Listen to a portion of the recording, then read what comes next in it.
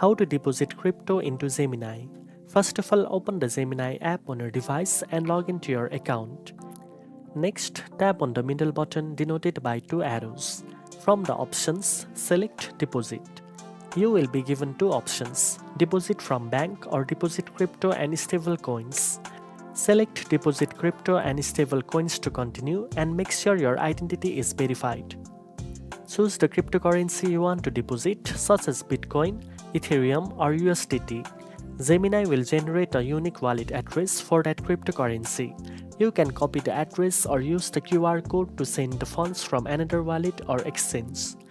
Double-check the address carefully to ensure it matches your sending wallet, as sending crypto to the wrong address may result in permanent loss.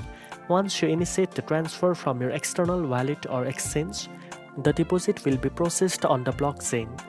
After the transaction is confirmed, you can view the deposited amount in your Gemini wallet and start trading or managing your assets. Now you know how to deposit crypto into Gemini. If you found this video helpful, don't forget to like, share and subscribe for more trading tips.